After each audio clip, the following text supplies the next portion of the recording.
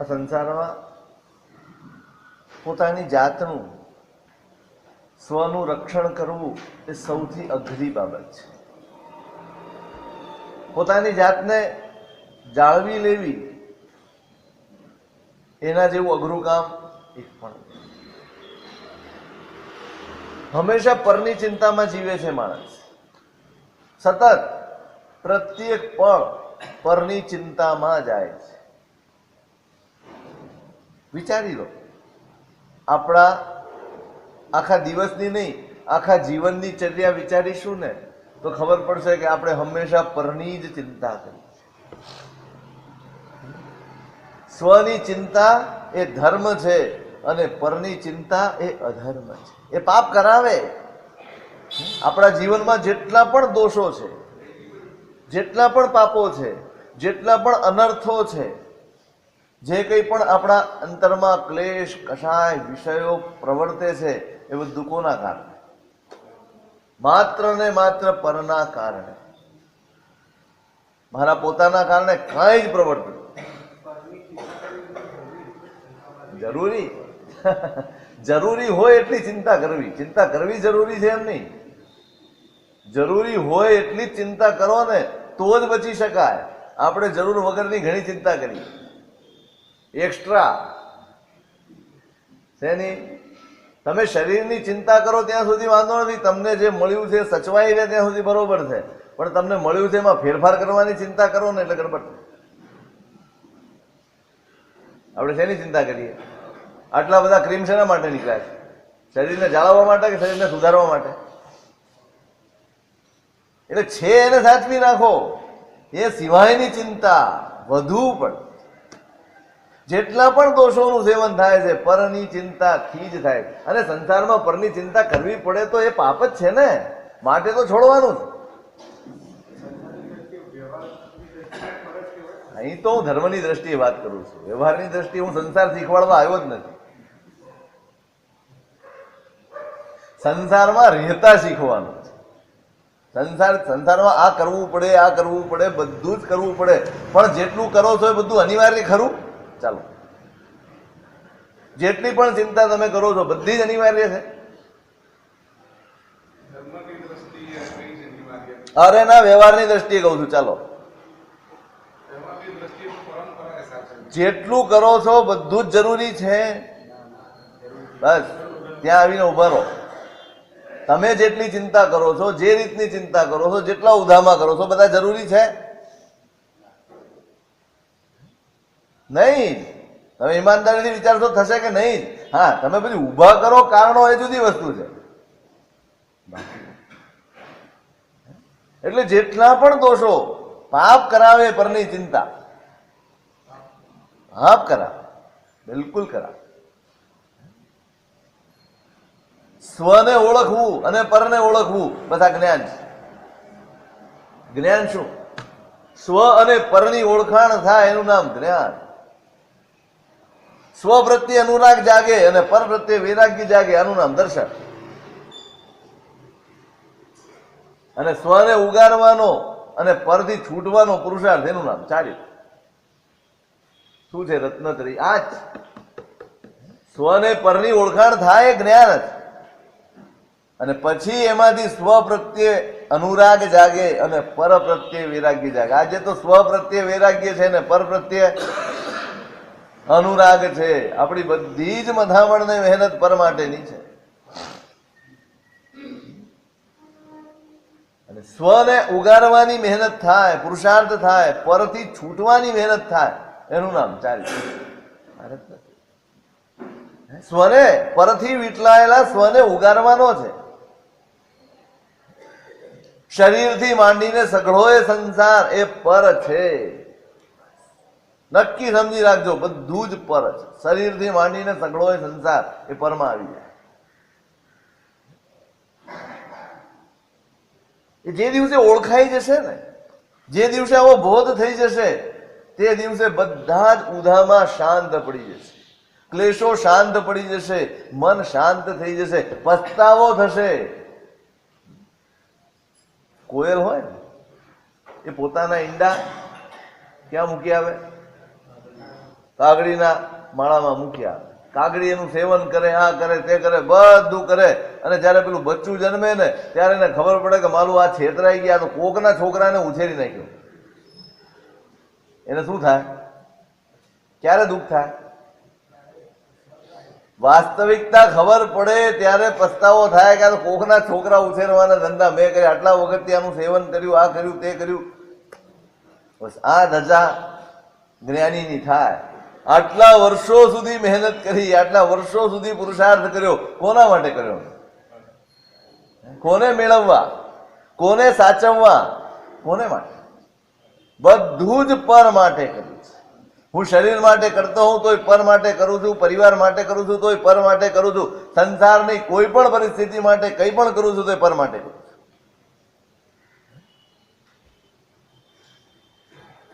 સ્વને ઉગારવાનો છે, સ્વને જાળવવાનો છે, સ્વની ચિંતા કરવાની છે, મારી પોતાની ચિંતા કરવાની છે.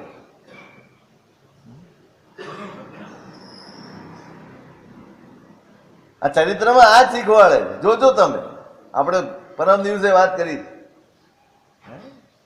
કેવા અધ્યવસાયો થયા છે પેલાના વિષેણના.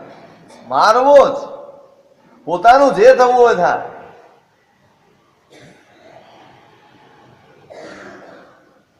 ચાર મારાઓ મોકલી આપ્યા, રાજ મહાલયમાંથી દૂર લઈ ગયા અને એકાંતમાં, અને અવસર જોયો, કોઈ નથી આજુબાજુ, તલવાર કાઢી પ્રહાર કરી દીધો. કુમાર ચપળ છે, તૈયાર છે,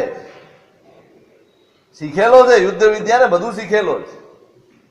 એક ઘા ખભે લાગ્યો પણ તૈયાર, ચપળતાથી બીજું બધું ચૂકવી નાખ્યું, બધું ખાળી લીધું, માણસો ભેગા થઈ ગયા, પકડાઈ ગયા, બધું થયું. પૂછ્યું કોણ છો ભાઈ? કોને મોકલ્યા તમને? બોલે? કેવી રીતે બોલે? રાજા પોતે આવી ગયા, હરિસેન. કે આ સીધી રીતે નહીં માને, ફટકારવા પડશે. પકડીને ફટકાર્યા. પછી તો મોઢું ખોલે ને, સાહેબ અમને તો કુમારે મોકલ્યા છે, વિષેણ કુમારે મોકલ્યા છે, અમે એમના માણસો છે. અને રાજાને ક્રોધ સીમા પાર થઈ ગયો. એના તો મારી નાખો આ લોકોને, આ લોકોને વધ કરી નાખો, અને પેલા કુમારને કહો કે મારો દેશ છોડીને ચાલ્યો જાય.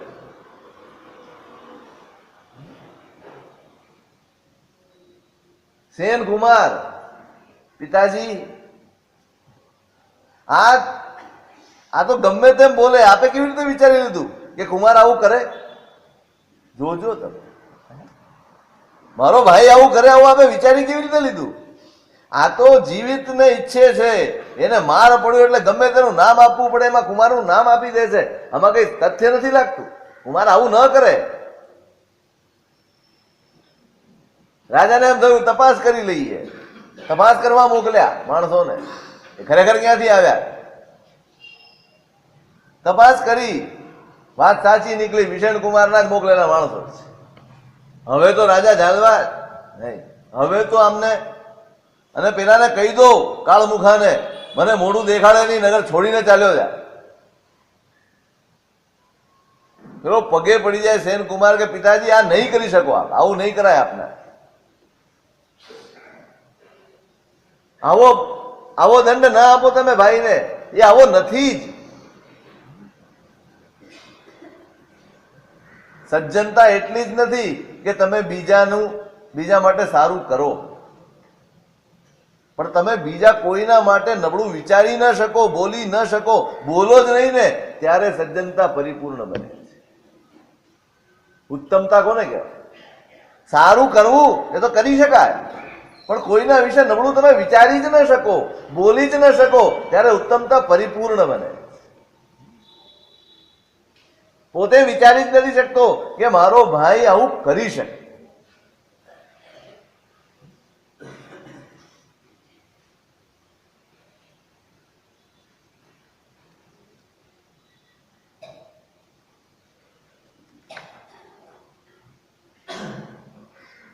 રાજા કહે છે કે ભાઈ ચાલો તારી એવી ઈચ્છા છે તો એમ કરીએ, બાકી તું બરાબર કરતો, તું યોગ્ય કરતો નથી, તારી જીત છે તો છોડી દઉં છું આ લોકોને, છોડાવી નાખ્યા આ લોકોને.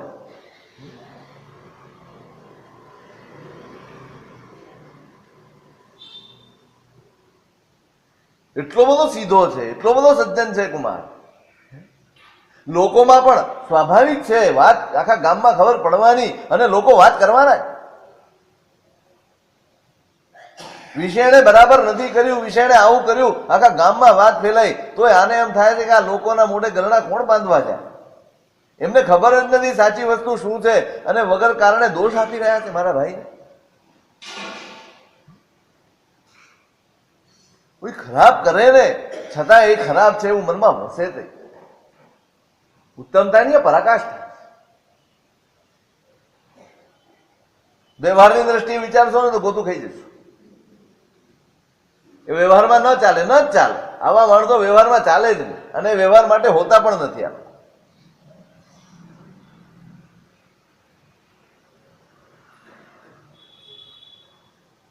સમય વીત્યો છે, એનો ઘા રૂઝાયો, ઘણા વખતે સાજો થઈને બહાર નીકળ્યો એટલે રાજાએ મહોત્સવ કર્યો છે. ખુશી થઈ કે ભાઈ કુમાર બચી ગયો છે. બધે ઓછો મોછો પ્રવર્તે છે, આખા નગરમાં આનંદ ખુશી છે. પણ પેલાના મનમાં તે દિવસથી ચાલો આ બચી કેવી રીતે ગયો, એક જ મનમાં એને વિચાર છે બચ્યો કેમ. બધા કામ પડતા મૂકી દીધા, ઘરમાંથી બહાર નથી નીકળતો, પિતાને મળવા નથી આવતો, કોઈ કામ નથી કરતો. એની ખબર આને સેનને પડી કે આ ક્યાંય બહાર નથી નીકળતો ને ઘરમાં જ ગોંધાઈને રહે છે. એને એમ થયું કે ભાઈ કેટલો બિચારો લોકોના અપવાદથી દુઃખી થઈ ગયો છે. સ્વાભાવિક છે, ખોટું આળ આવે તો કોઈ પણ માણસને દુઃખ થાય ને બહાર નીકળતા શરમ આવે, પેલો એમ વિચારે છે. અસંભવ લાગે છે, ભોળો લાગે. વધુ ભોળો મૂર્ખ નથી, મૂર્ખ નથી, સજ્જન જ. હું કેમ કલ્પી શકું? કારણ કે પ્રત્યક્ષ કશું નથી જોયું, પ્રત્યક્ષ નથી જોયું. કોઈકે નામ આપ્યું છે અને માની લેવાનું. આપણે કેટલું ઝડપથી માની લઈએ. તમે રોજ જેની સાથે બેસતા ઉઠતા હો, તમારો રોજ એની સાથે વ્યવહાર હોય અને એના વિશે જો કોઈએ કંઈ કહ્યું હોય ને, ભલે તમે પૂરેપૂરું ન માનો પણ શંકાનો કીડો અંદર સળવળે. હે આવું હશે, આવું હશે.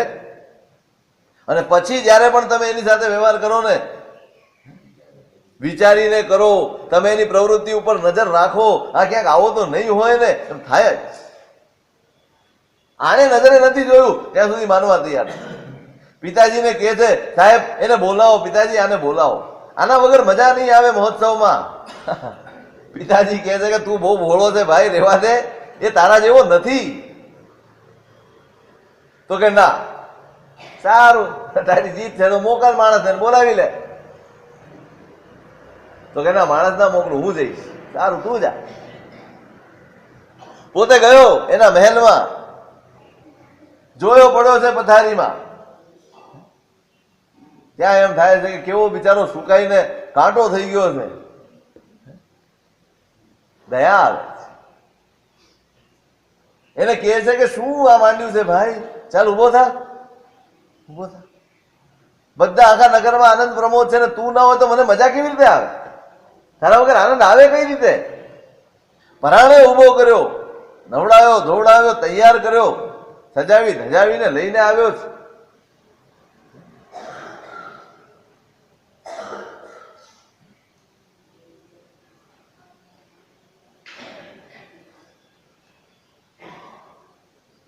પિતાજીને પગે પડાવ્યો. એ આટલા દિવસથી બહાર નથી નીકળ્યો, પિતા પણ એનું મોઢું જોવા નથી ગયા. સગો બાપ છે પણ નહીં, વિવેક છે. જો મેં તે દિવસે કહ્યું હતું, પિતા ચોક્કસ છે પણ વડીલ છે. રાજ્યનો કારભાર સંભાળવાનો છે, પરિવારને સંભાળવાનો છે. ત્યાં મારો દીકરો અને મારા ભાઈનો દીકરો ના. જે ઘરમાં વડીલ હોય ને ઘરમાં કોઈ દાડો ક્લેશ ના હોય. વડીલ હોવા જોઈએ. મોટા નહીં, વડીલ, સત્તાધારી નહીં, વડીલ. વડીલ તો આમ બધાને પોતાના છાયડામાં રાખીને ચાલે એ વડીલ. સૌને પોતાનામાં સમાવી લે એનું નામ વડીલ. સૌની ભૂલોને ગળી જાય અને આંખોમાં અમી સાથે વ્યવહાર કરે એનું નામ વડીલ. બધું જ ગળીને આંખોમાં અમી સાથે વ્યવહાર કરવાનો. જે જેવો છે એને તેવો ઓળખવાનો છે. મારો છે માટે સારો જ હોય ના, એ વડીલનું લક્ષણ નથી. દીકરાને દૂર જ રાખ્યો છે રિષણ રાજા.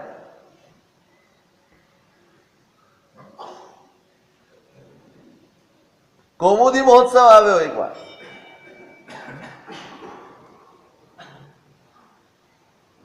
અને એમાં બધા આનંદ પ્રમોદ કરવા નીકળ્યા ને હાથી ગાંડો થયો.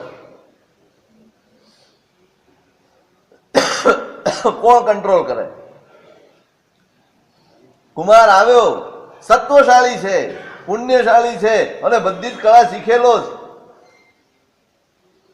એને જોઈને જ ખાલી સામું ગયો ને હાથી નહીં, આખા ગામ વાળા ભાગતા હતા દૂર.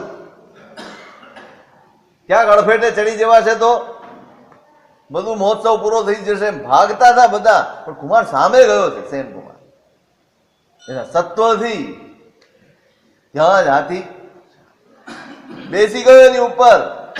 આખા નગરમાં જય જયકાર થઈ ગયો. પેલાથી સહન નથી થતું.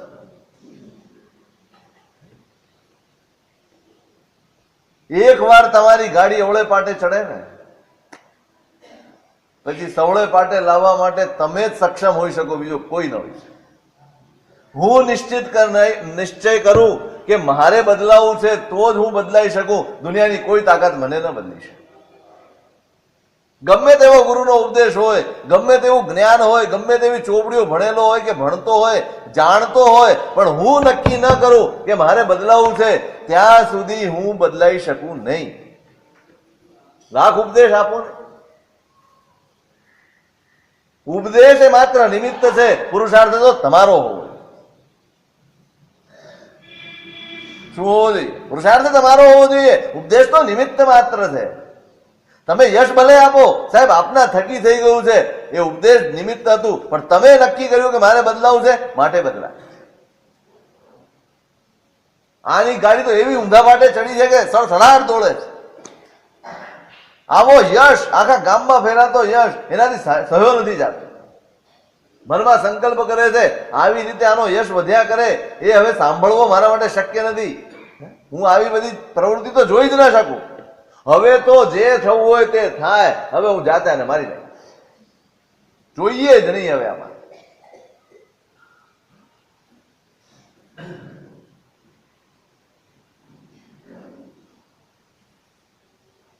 વાવા એમ સંયમે એમ, હું મારી પોતાની જાતે માણસો મોકલ્યા અત્યાર સુધી નિષ્ફળ ગયું બધી રીતે, હવે મારી જાતે મારી.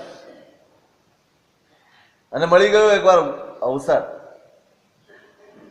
ઉદ્યાનમાં શાંતિમતીની સાથે કુમાર એકલો છે, બેઠા છે આરામ. બધા પરિજનો ચાલ્યા ગયા છે અને આવ્યો પોતે. નિર્ભય છે કુમાર, એને કોઈના પ્રત્યે શંકા નથી, એટલે કઈ દરવાજા બંધ રાખવાના, કોઈને પૂછીને આવવાનું કાંઈ નહીં, ગમે ત્યારે આવી શકે. પેલો આવ્યો એનું ધ્યાન નથી, અને અચાનક લાવીને શસ્ત્ર કાઢ્યું બહાર. શાંતિમતી જોઈ ગઈ, એને બૂમ પાડી, બચાવો બચાવો એમ બૂમ પાડી. ત્યાંનું ધ્યાન ગયું. હવે તો નજર સામે છે. પેલા એ ઘા કર્યો, ચપ્પળ છે ને, યુદ્ધ કળા શીખેલો છે, ઘા ચૂકવી નાખે. તલવાર કાઢીને દોડ્યો એની સામે, પણ એને એનો હાથ પકડી લીધો. તલવાર હાથ એવો મરડ્યો, તલવાર છૂટી ગઈ, પોતે પડી ગયો. ઉભો કર્યો, એને બેસાડ્યો. ભાઈ શું છે આ શું? હું કલ્પી નથી શકતો કે તું અહીંયા હોય આ રીતે. હવે તો આઘાત લાગે ને. અત્યાર સુધી માનતો નહોતો કોઈનું, કે આ ભાઈ આવો હોઈ શકે? પ્રત્યક્ષ જયારે તલવાર લઈને મારવા માટે આવ્યો છે ભાઈ, ત્યારે એના હૈયામાં હાહાકાર થઈ ગયો, ભાઈ તું આ શું કરે છે? તું જવાબ આપી શકાય એવી સ્થિતિ નથી. કશો જવાબ ના આપ્યો, નીચી મુંડીએ પાછો ચાલ્યો.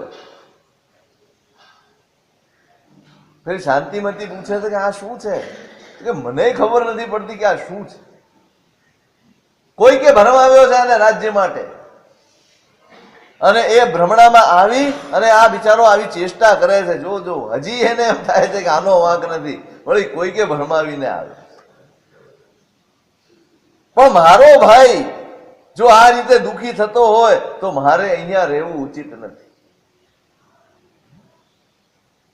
શું ઉચિત નથી? મારો ભાઈ જો આ રીતે દુઃખી થતો હોય મારા રહેવાથી, એના મનમાં રાજ્યની લાલસા કદાચ હોય, લીપ્સા હોય, એમ હોય કે હું રાજ્ય લઈ લઈશ, હું મોટો છું, તો મારે અહીં રહેવું ઉચિત.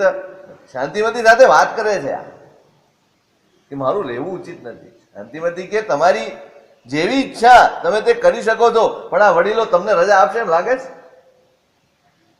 વડીલો તમને રજા આપશે? તો વડીલોને પૂછવાનું નથી, પૂછવાનું જ નથી. બહુ મોટા લાભનું કારણ હોય, એ કે છે આવો નિયમ છે, બહુ મોટા લાભનું કારણ હોય અને વડીલો જો એમાં વિઘ્ન કરતા હોય ને તો એની મેળે કરી લેવું. પૂછ્યા વગર. સાંજ પડી, રાત ઢળી છે, બધાને કહી દીધું આજે હું અહીંયા જ સુવાનું, અમે અહીંયા જ રહેવાના છીએ. એક હરફ સુદ્ધા નથી ઈચ્છા, એક હરફ સુદ્ધા. એમની ચોકીદાર મૂકી દો, ફરી પાછો આવી જશે તો. રાજાજીને કેવડાવી દો, સાહેબ આજે આવું, કાંઈ હરફ નથી. રાત પડી,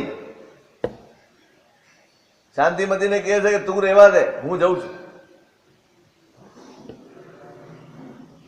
તું ક્યાં કષ્ટ ભોગવીશ? આ બધી તકલીફો રસ્તામાં પડવાની. તમે હો ત્યાં કષ્ટ શું હોય? વળી કષ્ટ તો તમે ન હો ત્યાં છે. એટલે હું તો તમારી સાથે આવી.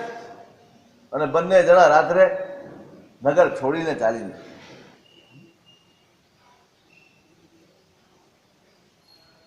બહુ અઘરું છે. હક છોડવો બહુ અઘરો છે. બસ ધર્મની કસોટી આ જગ્યાએ. હું કોને હક ગણું છું? મારી જાત ઉપર મારો હક કે આ બધા પદાર્થો ઉપર મારો હક? શું મારું? કોના માટે હું ક્લેશ કરી શકું? કોના માટે બધું છોડી શકું?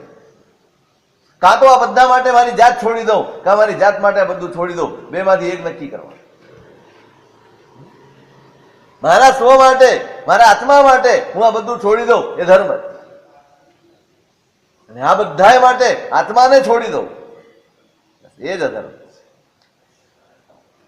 અને લગભગ ડગલે પગલે એવું જ બનતું હોય છે.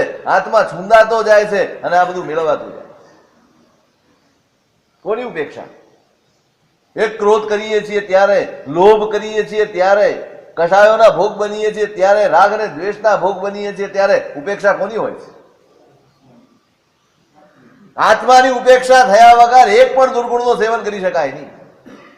હું જયારે કોઈકની નિંદા કરું છું ત્યારે પણ મારા આત્માની ઉપેક્ષા કરું. જયારે કોઈકના માટે ગમે તે બોલતો હોઉં છું ત્યારે પણ આત્માની ઉપેક્ષા કરતો હોઉં. અને આત્માની ઉપેક્ષા જેવો ધર્મ એક પણ નહીં, એક પણ નહીં. કોઈ કીડી મરી જશે તમારા પગ નીચે આવીને, એનાથી જેટલું પાપ નથી લાગતું ને એટલું આત્માની ઉપેક્ષા કરવાથી પાપ લાગે છે. કારણ કે કેટલા અનર્થોમાં ઢસડી જાય છે, કેટલા અનર્થો ઉભા કરી આપે છે. એક ઉપેક્ષા. શેના ક્લેશ? બધા જ કહ્યું ને, સ્વને ઓળખ્યો નથી ત્યાં સુધી ક્લેશ છે, રહેવાના. તમે ગમે ત્યાં હો, તમે સંસારમાં હો, તમે સંસાર છોડીને સાધુ થઈ જાઓ, જ્યાં સુધી સ્વ નહીં ઓળખાય, સ્વની કિંમત નહીં થાય, સ્વ પ્રત્યે જાગૃતિ નહીં આવે, તમારા અંદરથી તમારો સંસાર નહીં છૂટે, તમારા ક્લેશો દૂર નહીં થાય.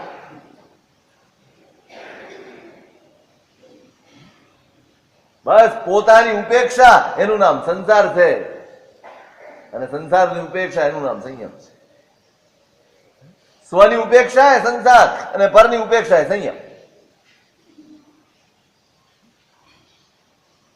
સંયમ સુધી આવવું હોય તો પરની ઉપેક્ષા કરતા આવડવી જોઈએ. કુમારને થઈ ગયું ન જોઈએ આવું રાજ્ય. મારો ભાઈ દુખાય, એનો જીવ દુભાતો હોય તો મારે નથી રહેવું. હવે એને બચાવવાનો, અને જો હું રહી જાઉં તો કોઈ પણ હિસાબે પિતાજીને ખબર પડ્યા વગર રહેવાની નથી. સ્વાભાવિક છે, ખબર પડવાની જ. કોઈ પણ હિસાબે ખબર પડે અને પછી પિતાજી આને છોડે એ સંભવ નથી. એટલે આનું અનિષ્ટ થાય, આને અનર્થ થાય મારા લીધે નહીં. ચાલ્યો, બધું છોડીને ચાલ્યો. કોના ઉપર ભરોસો? હે?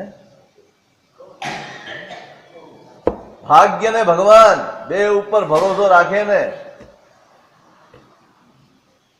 એને ન સ્ટ્રેસ હોય ને ટેન્શન હોય.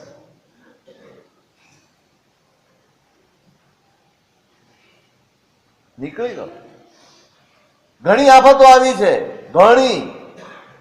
તમે કશું જ બધું પહેરેલે લુગડે નીકળ્યા છો, કશું જ લીધા વગર નીકળ્યા છો. ભાગ્ય જેનું સાથે હોય ને એને ક્યાંય તકલીફ નથી પડતી.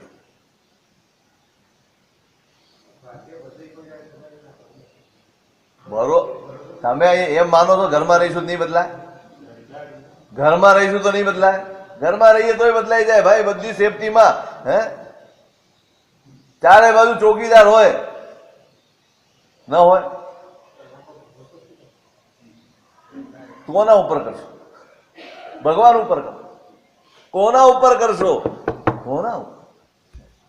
જો પછી ભરોસો ન કરાય તો એના ભરોસે બેસી પણ ના રહેવાય ને. પછી મસ્તીથી જીવો ને યાર. જેનો ભરોસો નથી એની શું ચિંતા કરવાની? મસ્તીથી જીવો. એ જે કરશે કરી લેશે, બીજું કરી લેવાનું. નીકળી ગયો. ઘણા બધા કષ્ટો આવ્યા, બંને છૂટા પડ્યા. શાંતિમતી સાથેનો વિયોગ પણ થયો. ઘણી બધી લાંબી વાર્તા, આપણે એમાં નથી ઉતરવું. હા, નહીતર તો એ જંગલનો પ્રવાસ એટલો મોટો થાય કે બીજું ચોમાસું આવ્યું.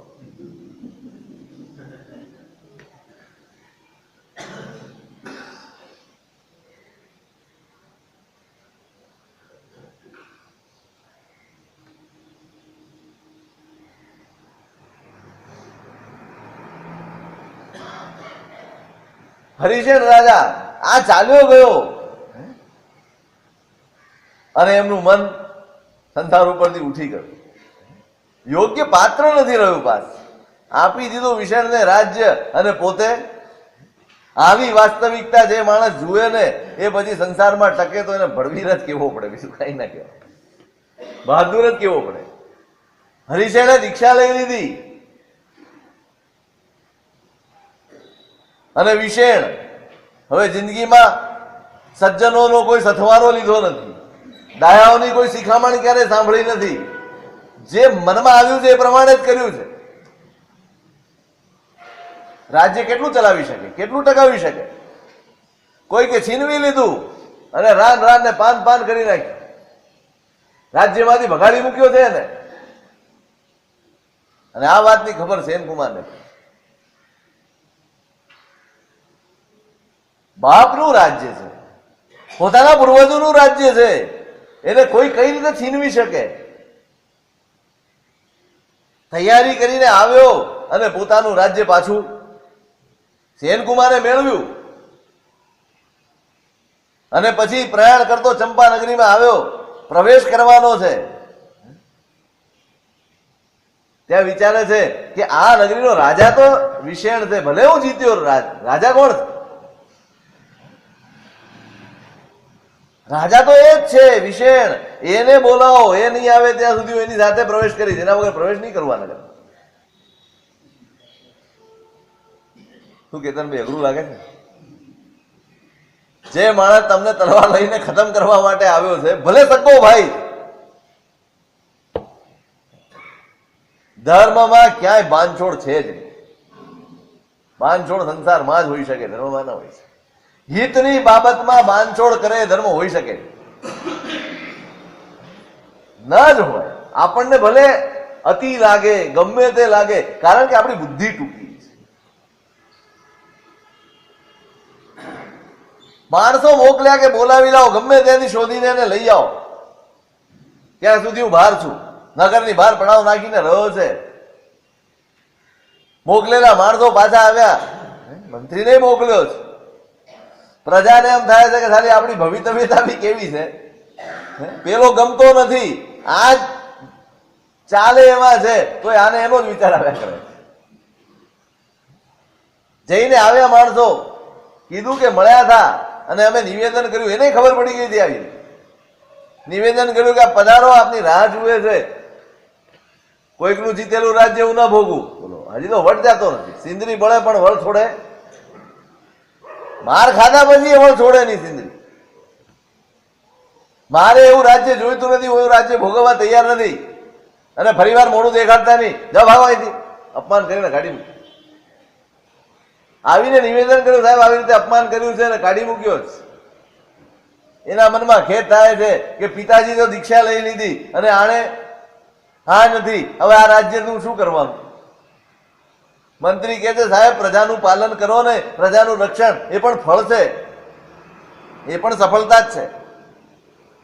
તો કે ભાઈ પ્રજા તો એના પુણ્યથી રક્ષાયેલી જ છે, ભાગ્યશાળી પ્રજા છે, તો એના પુણ્યથી રક્ષા છે, હું શું રક્ષા કરવા?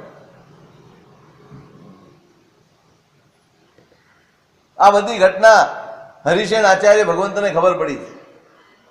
એને એમ થયું કે આ મહાપુરુષ છે, આ સંસારને પાત્ર નથી જીવ, આને ઉદ્ધાર કરવો જોઈએ, એમ કરીને પોતે નગરમાં પધાર્યા. બધા સાથે વંદન કરવા માટે સેનકુમાર પણ ગયા છે. પગે લાગ્યા, વંદન કર્યા. ભગવંતે ઉદ્દેશ આપ્યો છે.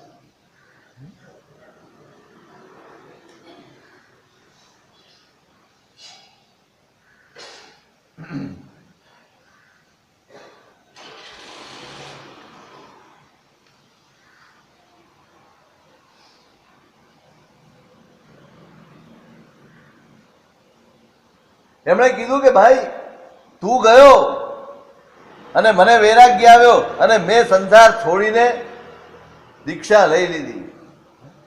સ્વભાવથી જ જે સંસાર નિર્ગુણ છે, જે સંસારમાં કોઈ સાર નથી, એમાં આ જ ઉપાય છે કે આને છોડીને તમે ચાલી નીકળો.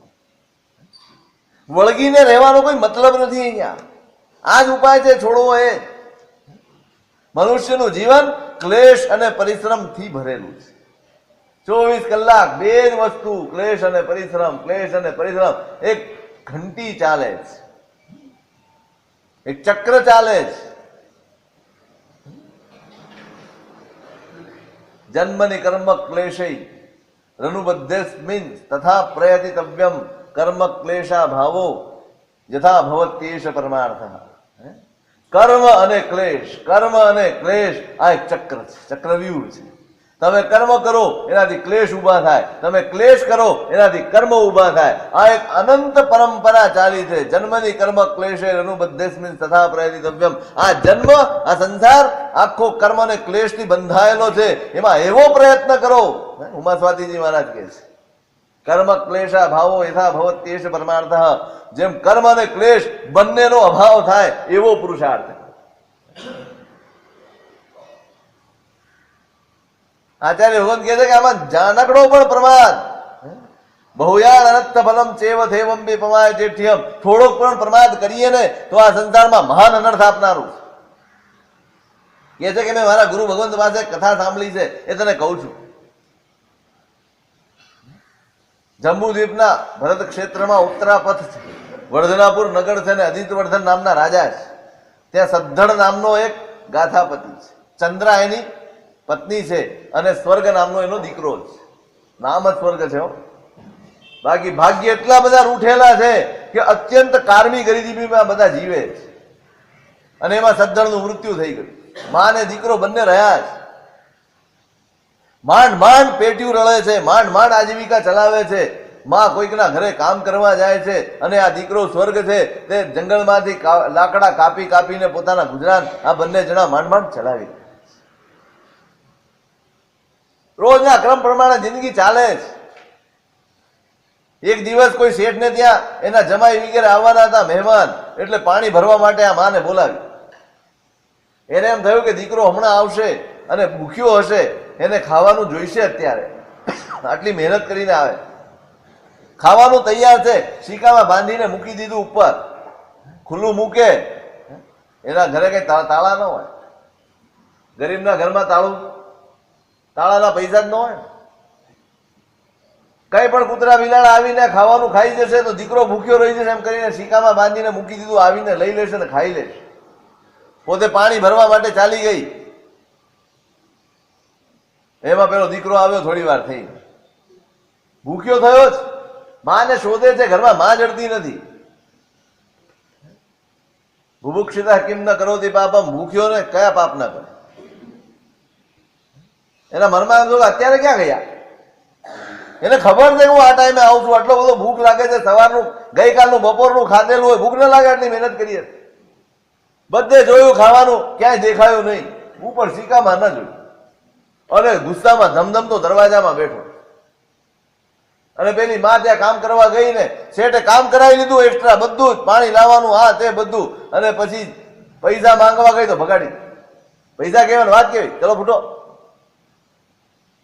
પડતા ઉપર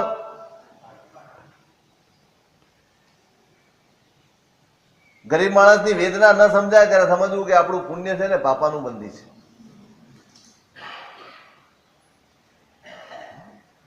તમને ગરીબના દુર્ગુણ દેખાય, સાહેબ સારા ચોર છે આ તો બધા આવા જ હોય, ત્યારે સમજવું ને કે પાપાનું બંધી પુણ્ય કરીને આવે. દુર્ગુણ ના જોશો, દુઃખ જોશો. જ્યાં દુઃખ છે ને ત્યાં દુર્ગુણ એની મેળે આવતા હોય છે. એની પાસે ધર્મ છે, આપણી પાસે તો ધર્મ છે ને, તોય થોડું દુઃખ આવી જાય છે તો આપણા હૈયામાં દુર્ગુણ આવી જાય છે. કોઈકના માટે નફરત જાગી જાય છે, જેને બગાડ્યું એના પ્રત્યે આપણા મનમાં તિરસ્કાર આવી જાય છે, અભાવો આવી જાય છે. તો જેને ધર્મ જ નથી મળ્યો એને જીવનમાં દુઃખ જ દુઃખ હોય તો શું આવે, શું આવે? તમે એ તો વિચારો. એ આમ કરે છે, આમ કરે છે, પણ કેમ કરે છે એ તો વિચારો ભાઈ. જેને પેટમાં ખાવા પૂરતું એક ટંક નથી મળતું એ બીજું શું કરશે? એનું દુઃખ હતું, હજી ઘરે આવી અને આ ઉકળ્યો. ક્યાં સૂળીએ ચડવા ગઈ હતી, તને ખબર નથી હોય ને ભૂખ ખાવાનો ટાઈમ થયો. હવે બિચારી ત્યાંથી દુઃખી થઈને આવેલી, એક તો મહેનત કરેલી, મનમાં ખેદ, પૈસા ન આપ્યા એટલે આને ગુસ્સો આવી ગયો. તારા હાથ કપાઈ ગયા હતા, આ ઉપર તો પડ્યું છે ખાવાનું, ના લઈ લેવાય. કશાયના આવેશમાં થયેલા કર્મબંધ નિકાચિત બની જાય. બંને કર્મ બાંધી લીધું.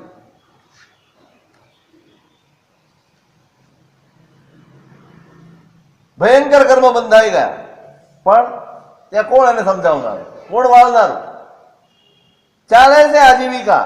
જંગલમાં લાકડા કાપવા જાય છે, ત્યાં ગુરુ ભગવંતને એને જોયા, પેલા ભાઈએ સ્વર્ગે. રોજ જાય આવે, જુએ એને, ગમવા લાગ્યા.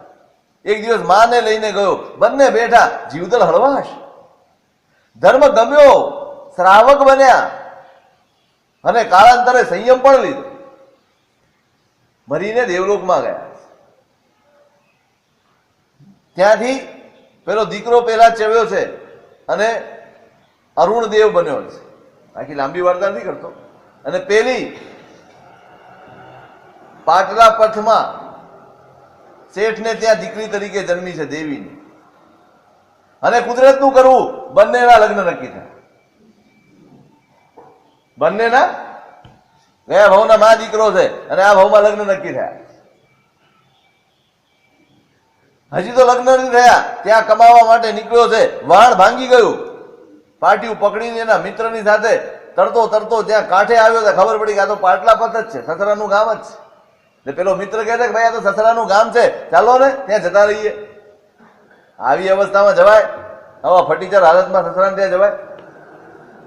તો પેલો કહે છે એક કામ કરો, તમે દેવકુલમાં, એટલે આ દેવાલય છે, મંદિર છે, એમાં તમે આરામ કરો, હું કઈ ખાવાનું લઈ આવું. આ બાજુ પેલા શેઠને ત્યાં યશ આદિત્ય નામ છે એનું, એની દીકરી છે આ દેવીની. હવે પેલી ઉદ્યાનમાં ફરી રહી છે. હવે પેલા કર્મનો ઉદય આવે. બોલેલા શબ્દો કેવા નિકાચિત બંધાયા છે. તારા હાથ કપાઈ ગયા હતા, શીકામાંથી લઈને લેવાય. એ કર્મનો ઉદય આવે. ચોરો એને જોઈ, ઉદ્યાનમાં એકલી ફરે છે, બધું શેઠની દીકરી છે, બધું પહેરેલું છે. આવીને પકડીને બધો આભરણ કાઢ્યા, પણ પેલા હાથમાંથી નીકળતા નથી કડા, બંને હાથ કાપી કડા લઈને ભાગ્યા. હવે બૂમા બૂમ થઈ ગઈ, પેલી મારણ જોઈ ગઈ, બૂમા બૂમ થઈને એટલે રક્ષકો દોડીને આવ્યા ને પેલાની પાછળ પડ્યા.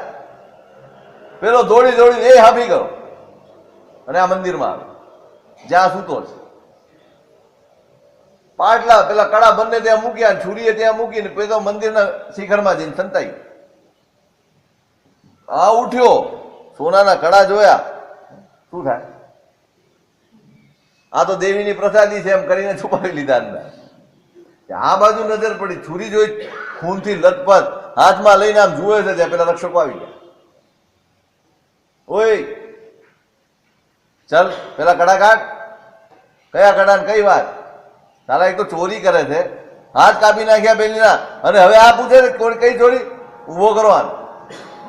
પણ મેં કઈ ચોરી કરી જ નથી, પણ ઉભો કર્યો ને પેલા શરીરમાંથી પડ્યા, પાછા કપડામાં છુપાવેલા. રાજાને આદેશ છે સૂળીએ ચડાવો. જોજો કયો કર્મ ઉદયમાં આવ્યું. પ્રમાદથી બોલાયેલો એક શબ્દ સૂલીએ ચડાવી દીધો. આ બાજુ પેલો એનો મિત્ર આવ્યો ખાવાનું લઈને, અને જોયું આજુબાજુ વાળાને પૂછ્યું કે અહીંયા પેલો મારો ભાઈબંધ હતો ક્યાં ગયો? એની તો કઈ ખબર નથી, પણ એક ચોરને હમણાં લઈ ગયા સૂલીએ ચડાવવા. પેલો ભાગ્યો, ક્યાં છે, ક્યાં લઈ ગયા? ગયો ત્યાં સુધીમાં સૂલીએ ચડાવી દીધો, કળસતો હતો પેલો. લોકોએ પૂછ્યું શું થયું, અને આખી કથા કરી કે ભાઈ આ તો અહીંનો જમાઈ છે અને આવું આવું થઈ ગયું છે. બધાને ખબર પડીને ભેગા થઈ ગયા બધા. એનો જમાઈ સાસરા પણ આવી ગયા, એની જેની સાથે લગ્ન થયા હતા દીકરી એને પણ લઈને આવ્યા, દેવીનીને ઓળખ્યા ને બધા. આ બધી ઘટના બને છે ત્યાં ચાર જ્ઞાનના ધણી ગુરુ ભગવંત પધારે છે. એમને એમ થયું કે અહીંયા ઉપદેશ આપીશું ને તો આ લોકોને જલ્દી આ પ્રતિબોધ થશે આ વાત. અને ગુરુ ભગવંત ત્યાં એને આખી ઘટના બતાડે છે, પૂછે છે કે આ કેમ થયું. ભગવંત એ જ કહે છે કે થોડોક પણ પ્રમાદ સંસારમાં કેટલા અનર્થ કરાવી આપે છે એનો આ દ્રષ્ટાંત છે. અને એનો પૂર્વભાવ જ્યાં ગયો ને એ બંને જણાને મૂર્છા આવી અને એમને પોતાનું પૂર્વભાવનું સ્મરણ થયું. ગુરુ ભગવંત પાસે અણસણ સ્વીકારે, પછી તો પેલો ચોર પણ સ્વીકારે છે, ચોર પણ આવી જાય છે અને પોતાના પાપનો પશ્ચાતાપ કરે છે. રાજા અને પેલો શેઠ આનો સસરો બંને દીક્ષા લે છે. બધી લાંબી વાર્તા નથી કરતો, ટૂંકમાં પતાવો કારણ કે મારે પૂરું કરવાનું છે. એક પ્રમાદથી બોલાયેલો એક શબ્દ ભવાંતરમાં કેવા કેવા સંયોગો ઉભા કરી આપે છે, જેનું પ્રાયશ્ચિત આપણે ત્યાં પ્રાયશ્ચિતનું બહુ મહિમા છે, બહુ જ મહિમા છે. થઈ જાય. આપણે સંસારી જીવ છીએ, આપણે કર્મને પરવશ પડેલા જીવો છીએ, મોહને પરવશ પડેલા જીવો છીએ. ગમે તેવા પ્રમાદ થઈ જ જાય આપણા. પણ એ પ્રમાદનું પ્રાયશ્ચિત આપણી સમજણ છે ને, પ્રાયશ્ચિત કરી લેજો. પ્રાયશ્ચિત કરી લેશો તો નિકાચિત બનવામાંથી બની જશે, બચી જશે. આ જ કર્મો જો નિકાચિત બની ગયા ને તો જૈન ધર્મ મળ્યો છે ને તોય નહીં છોડે. ભગવાન તીર્થંકર થયા ને તોય નિકાચિત કર્મો નથી છૂટ્યા, ભોગવવા જ પડ્યા, કાનમાં ખીલા ઠોકાવા જ પડ્યા. માટે પ્રાયશ્ચિત, માટે પ્રતિક્રમણ. એ પ્રાયશ્ચિતના ભાવે કરવાનું છે. આખા દિવસમાં કેટલા વિચારો, કેટલા વિકલ્પો, કેટલી વાતો આપણા મોઢામાંથી નીકળતી હોય છે ને વિચારતા હોઈએ છે. કેટલા અનર્થો બંધાય, કેટલા કર્મો બંધાતા હશે. આ બધાનું તો કલ્યાણ થયું.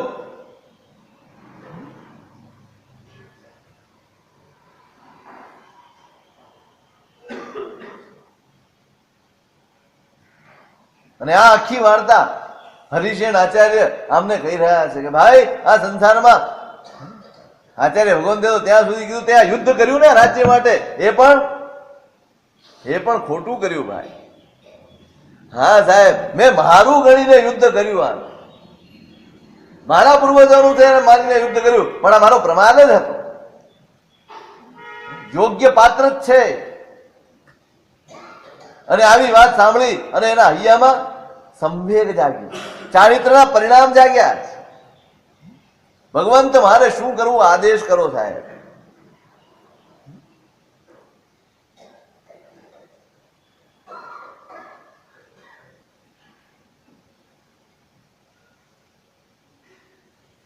જો હું દીક્ષા માટે ઉચિત હોઉં, જો હું સંયમ માટે લાયક હોઉં, તો સાહેબ મને દીક્ષા આપો. આનાથી લાયક જીવ ક્યાં શોધવા જવા? જે સંસારમાં રહ્યો એ અધર્મ વિચારી નથી શકતો.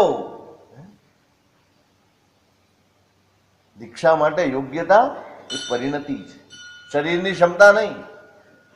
આત્માની ક્ષમતા એ દીક્ષા માટેની લાયકાત છે, શારીરિક ક્ષમતા નહીં. હું વિહાર કરી શકું, હું લોભ સહન કરી શકું, હું તડકામાં હરી ફરી શકું, એ કઈ દીક્ષાની લાયકાત નથી. પણ બધાની સાથે રહીને સંપત્તિ રહી શકું, એકબીજાની ખણખોદ કરવાનું છોડી શકું, કોઈના માટે નબળું બોલવાનું છોડી શકું ને, તો હું દીક્ષા માટે લાયક છું. ફરિયાદ વગર જીવી શકું ને, આનંદથી જીવી શકું, સંયમમાં જીવી શકું ને, તો હું સંયમ માટે લાયક છું. આ બધું તો કોઈ પણ કરી શકે, કોઈ પણ કરી શકે. તપ જપ ક્રિયા સહન કરવું, શારીરિક કષ્ટો કોઈ પણ સહન કરી શકે. જો કષ્ટે મુનિ માર્ગ પાવે, બળદ થાય તો સારો. ઉપાધ્યાયજી મહારાજ કહે છે ને, જો કષ્ટ એ જ મુનિ માર્ગ હોત ને, તો એના કરતા પેલા ભરૂચના પાળા છે વધારે સારા. આ બળદિયાઓ વધારે કષ્ટ સહન કરે છે. કષ્ટો સંયમ નથી, સમતા સંયમ છે, સમજદારી સંયમ છે, ઉદારતા સંયમ છે. નાની નાની વાતે આપણા મનમાં વિખવાદ થાય, ક્લેશ થાય, આ સંયમ છે. એ લાયક નથી. થયું યોગ્ય પાત્ર જોયો, મહોત્સવ કરીને દીક્ષા આપી દીધી, સેન મુનિ બની ગયા. ભણ્યા ઘણ્યા તૈયાર થયા છે, ગીતાર્થ થયા છે, જીનકલ્પની તુલના કરી છે.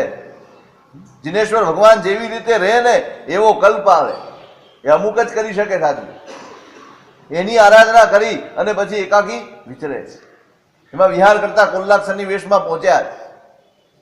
પેલો જંગલમાં રખડે છે, પેલો જંગલમાં રખડે છે. ક્યાં આશરો મળે? ટોળી બની ગઈ છે એના કુમિત્રોની. એની નજર પડી, વળી પાછો આવ્યો, વળી દેખાડો. જોવું ગમતું નથી,